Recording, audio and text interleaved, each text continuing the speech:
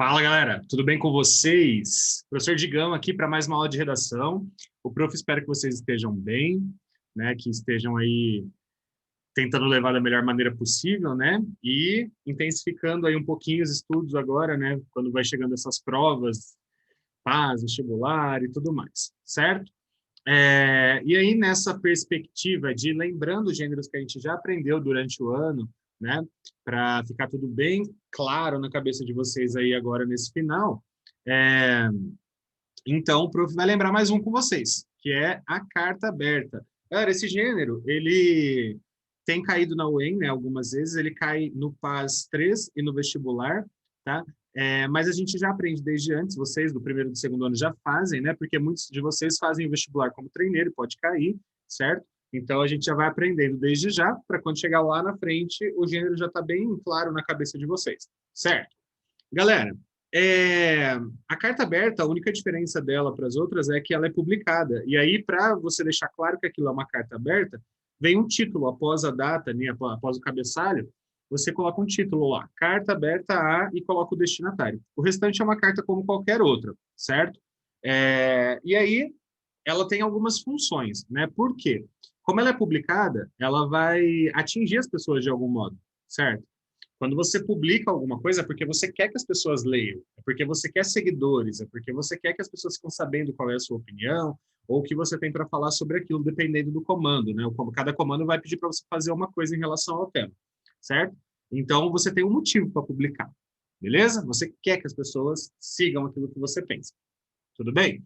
Então, esta proposta aqui, vocês vão fazer isso, né? Vocês vão deixar bem claro aí o que vocês pensam sobre isso. Logicamente, né, que tem um direcionamento do comando, né, você tem que seguir o comando, beleza? Então, fica bem espertinho aí para seguir o que o comando pede, mas não é muito difícil não, porque é um tema fácil de entender, tá? Só que na prática é difícil, gente. Como nós todos, tá? Eu não estou falando de uma pessoa, não. Como nós todos temos dificuldade de incluir as pessoas com deficiência. Isso é um problemão, porque aqui no Brasil, quase um quarto da população tem algum tipo de deficiência, tá? Eu acho que são mais de 45 milhões de pessoas com algum tipo de deficiência. E a gente tem muita dificuldade em adaptar, em incluir, em fazer a pessoa interagir, fazer parte da sociedade, certo? A gente tende a excluir. E por isso nós vamos trabalhar esse tema, que é muito importante. Ok? Galera, então o tema é inclusão no ambiente escolar, principalmente, né? Os benefícios para o desenvolvimento das crianças com deficiência. Então, por que é importante unir as crianças que têm algum tipo de dificuldade a outras, né? Por que é importante incluir na escola e não excluir do restante da sociedade, certo? Galera, isso vem sendo discutido no Brasil há muito tempo, né? Então, desde a Constituição de 88, né, já estava prevista essa inclusão de pessoas com deficiência. Vários documentos que vieram na sequência, vários documentos da educação, todos eles sempre colocando essa necessidade da inclusão, né, sempre colocando como lei a necessidade de incluir na escola regular, tá, na escola comum, e casos que não tem como, aí sim tem uma escola específica, né, porque não dá, mas mesmo assim, tipo, são últimos casos que realmente não tem como, certo? Agora, a imensa maioria dos casos de inclusão, você consegue colocar na escola regular, só que isso dá trabalho. E por dar trabalho, muitas vezes as pessoas desistem. Às vezes os próprios pais das crianças com deficiência desistem, né? Acaba tirando esse direito, que é um direito garantido por lei, por enquanto, né? Por enquanto. Este ano já tivemos aí algumas tentativas de projetos para tentar mudar essa lei, né, que vem desde 88. Beleza?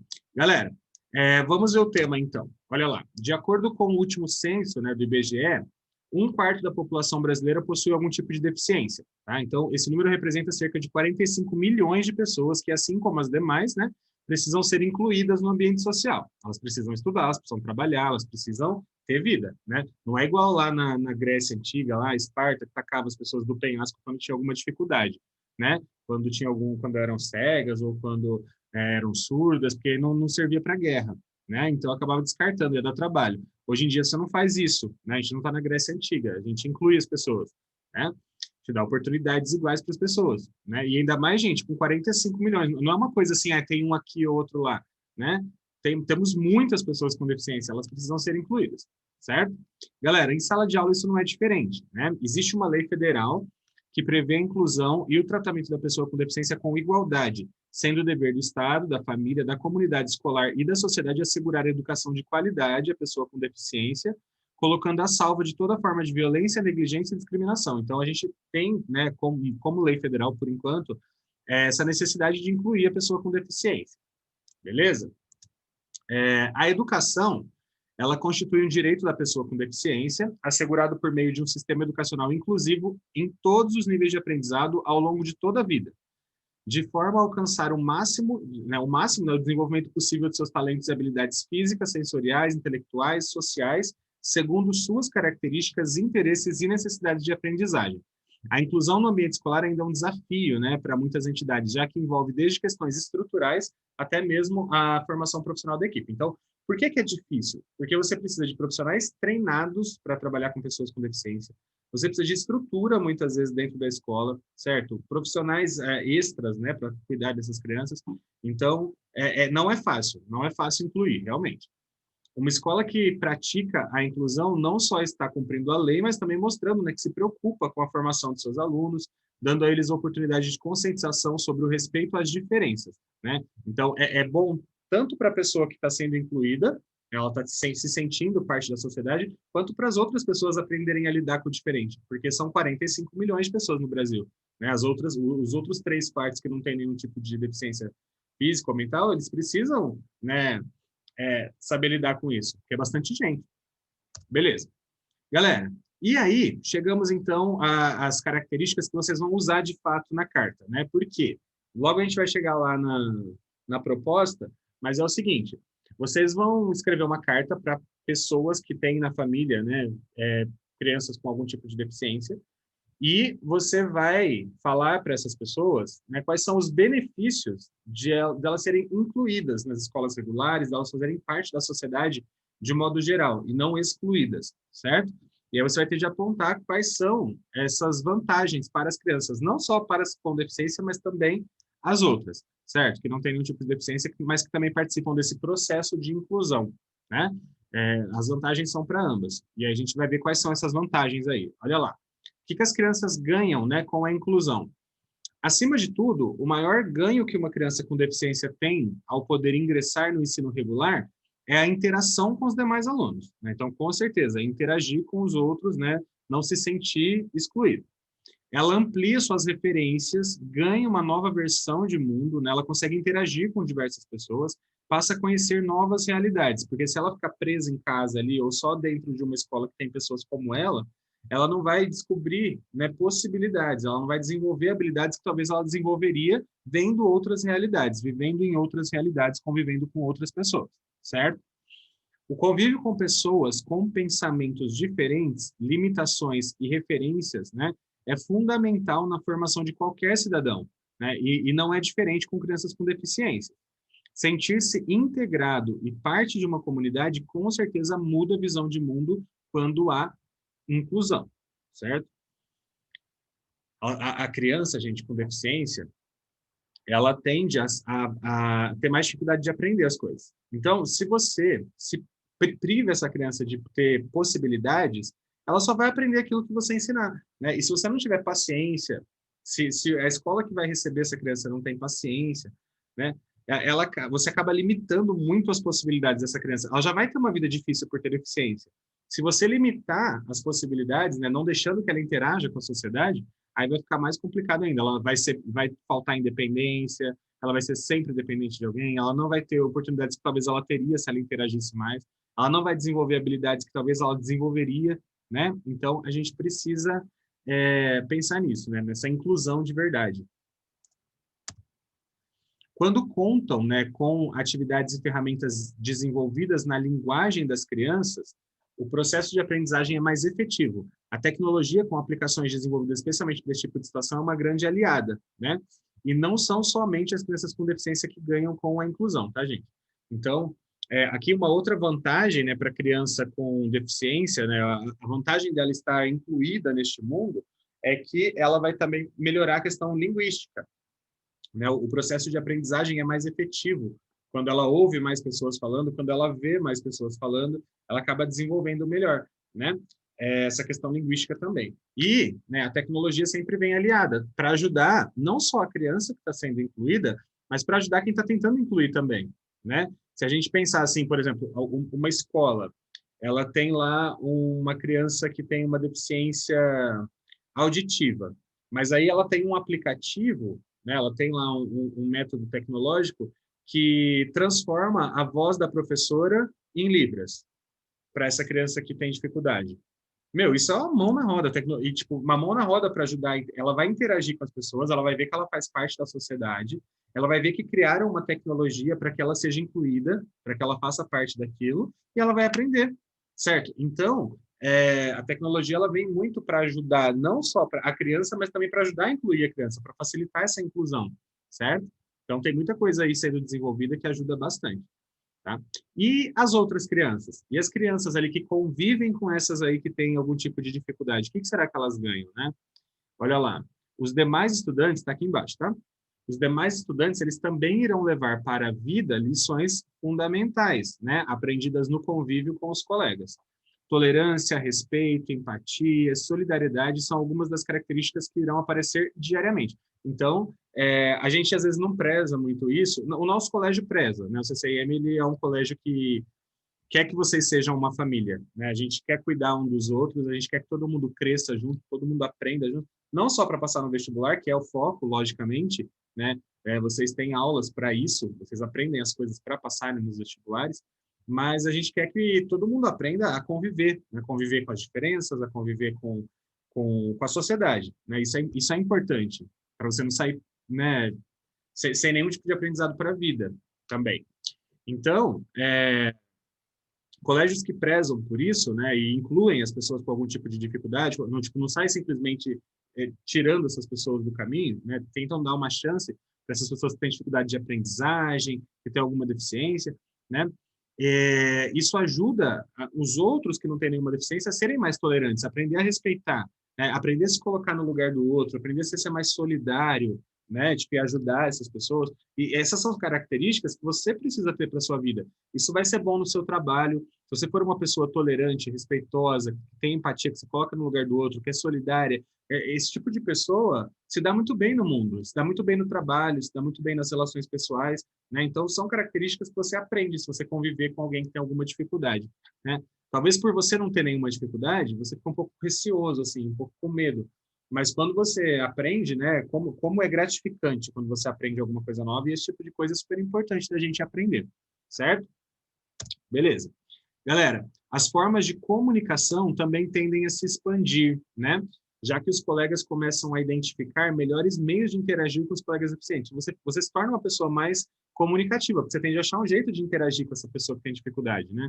Seja aprendendo libras, respeitando o tempo de uma criança autista, brincando de formas diferentes, né? Desde cedo, os alunos perceberão que diferenças existem, né? E que é possível conviver com essas diferenças, sem preconceito, com acolhimento, certo? Ao desenvolverem essas ações com base na ludopedagogia, percebem que as crianças e atividades elas reduzem as diferenças entre eles, criando aproximação, né, e maior interação.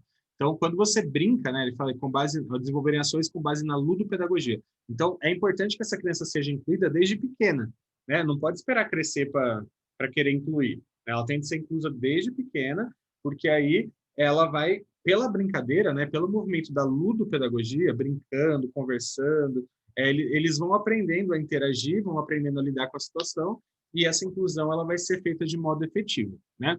Galera, é sempre bom lembrar que por mais que a gente nunca espera que vai ter de lidar com pessoas com deficiência, né? Eu não sei, tem gente que tem uma ilusão assim, que nunca vai precisar lidar com alguém com deficiência. Você nunca sabe o dia de amanhã, né? Você nunca sabe que tipo de situação você vai enfrentar na sua família, na sua casa, na sua vida, né? A gente espera uma coisa, mas às vezes a gente acaba tendo de conviver por algum motivo com pessoas com deficiência. Então, é sempre bom a gente estar aberto, né? Para saber que isso é uma necessidade, né? A gente pode falar assim, ah, não tem que incluir, não, porque você não conhece ninguém que precisa ser incluído. Mas se de repente aparece alguém na tua família, aparece algum amigo, e aí? Será que você não vai mudar de ideia? Né? Ah, não, vamos incluir sim. Então, é sempre bom a gente ter essa mente aberta, né? para compreender a necessidade dessa inclusão, beleza? Cidadãos brasileiros, vamos ver alguns pensamentos aqui do Talcott Parsons antes da gente ler a proposta e pensar em como trabalhar os argumentos. Galera, o Talcott Parsons, ele é um sociólogo norte-americano, tá, do século passado. Ele morreu em 1900 e alguma coisa, que eu não lembro exatamente a data, tá? Então, ele viveu ali do século XX, certo? E ele foi um dos mais influentes. Então, ele era, tipo assim, membro da Sociedade de Sociologia dos Estados Unidos, ele era o professor, reitor, master lá de Harvard, né, da universidade que ele trabalhava. Ele foi, assim, uma pessoa muito influente no meio da sociologia já atual, né, já do século XX. E aí, ele trabalhava muito com questões que fala sobre a coexistência social. Então, como é o organismo social, como que a sociedade se organiza, certo? E com partes, lembra um pouquinho o pensamento do Emile Durkheim, né? E ele trabalhava muito com Weber também, né?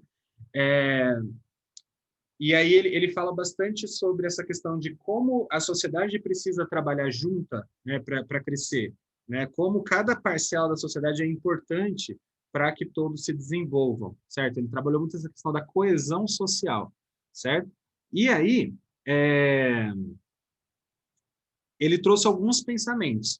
E esses pensamentos, eles ajudam a gente a entender essa necessidade de inclusão. E ele já falava disso lá em 1900 bolinha, certo? Ele já falava dessa questão de como a família é importante para produzir a personalidade das crianças, né, para incluir essas crianças na sociedade, como que a família é um espelho para as crianças, certo? Ele falava como é importante que o indivíduo seja acolhido pelo coletivo, né? Como que a gente não vive sozinho, certo? A gente não vive sozinho. Ah, Digão, eu vivo sozinho, sim. Não, você não vive sozinho. Ah, mas se eu quiser, eu vivo. Não vive, não vive. Você precisa nem que for vender um produto seu para alguém, para poder comprar coisas para você, você precisa, não precisa? Né? Vamos supor que você tem uma empresa e você quer vender alguma coisa para alguém. Você precisa de outras pessoas comprar para você ter o que você tem. Então você não vive sozinho, entendeu? Ah, Digão, mas se eu for no meio do mato, tipo, ir lá no meio do mato e aí eu começar a caçar e plantar lá e viver lá sozinho, tá bom, aí sim. Mas e aí? Você vai fazer? Não, né? Então, tipo, se você vive no meio social, né, você depende, né? Você precisa estar incluído em alguma coisa, certo? Em alguma função social, certo? E aí o Talcott Parsons ele explica isso, né, com ótimas palavras. E aí eu trouxe aqui dois pensamentos dele que se encaixam muito bem nessa questão de inclusão, tá? A primeira ele tem um termo que ele chama de coesão social. E ele fala que a coesão social, né, que a sociedade é coesa dos seus pensamentos, na sua forma de agir, ocorre quando o indivíduo é absorvido pelo coletivo, não destoando dele. Ou seja, vamos pensar na criança com inclusão. Quando ela é incluída e você não percebe assim, nossa, que peso para a sociedade aquilo, né? Isso não é coeso para ele. Para ele é coeso quando a pessoa com deficiência está inclusa lá no meio da sociedade, está vivendo, está aprendendo, está estudando, está tentando trabalhar, está dentro das suas limitações, está fazendo o que é possível, né? E aí você não destoa muito do restante da sociedade, certo? Então, ele trabalha com essa questão de que a coesão social acontece quando você é absorvido pelo coletivo. É quando você faz parte do coletivo, ok? Então, é uma interpretação possível, né? Se a pessoa com deficiência ela não destoa, ela não fica parte, ela faz parte da sociedade, então quer dizer que essa sociedade é coesa, beleza? Outro pensamento dele é essa questão da família, né? Ele fala que a família é uma máquina que produz personalidades humanas. Então, a família vai moldar essa criança para ela ser incluída ou não, certo? O que acontece aqui no Brasil? Não só no Brasil, né, mas eu falo de onde a gente está e coisas que eu já vi, que vocês provavelmente já viram também. Falar que a criança com deficiência não tem capacidade. Falar assim, ah, não dá para colocar ela na escola normal, não, é melhor pôr na outra, porque lá na outra eles sabem cuidar. Na normal, eles não vão saber lidar, vai ser ruim, ela não vai aprender, ela é diferente, né? Tem muitos pais que adoram falar, meu filho é diferente, meu filho não... né? Tipo, os pais acabam excluindo as crianças da possibilidade que ela teria se ela interagisse certo, assustei com uma panela, se ela interagisse certo com as pessoas, certo? Então, tipo, se ela interagisse com as pessoas, ela poderia ter mais chances de aprender, desenvolver novas habilidades, ter outras oportunidades. E às vezes os pais excluem, os pais têm um preconceito, digamos assim, com a pessoa com deficiência. E isso, tipo, tira a possibilidade dessa criança ser incluída. Então, o que que os pais precisam fazer? Os pais precisam ser essa máquina que produz a personalidade, né, dessa criança, de modo a sempre incluí-la, sempre mostrar, sempre dar oportunidade, sempre deixar interagir, para os pais mostrarem que eles confiam que essa criança é capaz de interagir. E a gente vê muito isso com síndrome de Down. Não sei se vocês conhecem alguém da família de vocês, com amigos. Quando essa pessoa é tratada como normal, digamos assim, né? Normal é até um termo estranho, porque a outra pessoa também é normal, mas quando ela é tratada como alguém que não tem nenhum tipo de dificuldade, né? Ela geralmente interage muito melhor, ela desenvolve todas as capacidades, ela trabalha, ela estuda, ela tem família, ela tem tudo.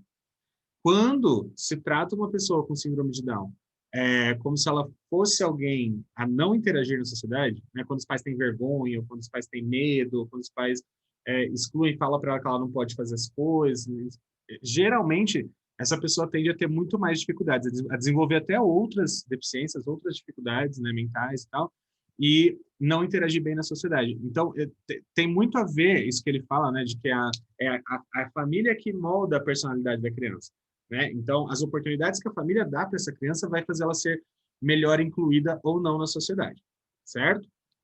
Beleza?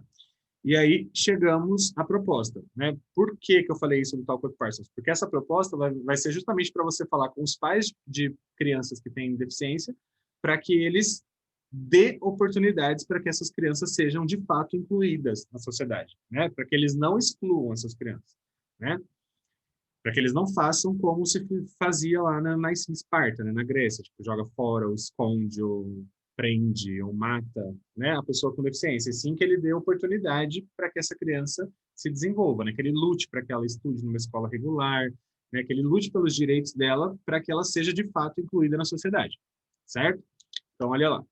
Contexto e comando de produção. Como estudante e cidadão ou cidadã, né, consciente da importância da inclusão social de pessoas com deficiências, você decidiu publicar um texto em sua rede social a fim de conscientizar as famílias dos portadores de dificuldades para que busquem sempre incluí-los desde crianças à sociedade, certo?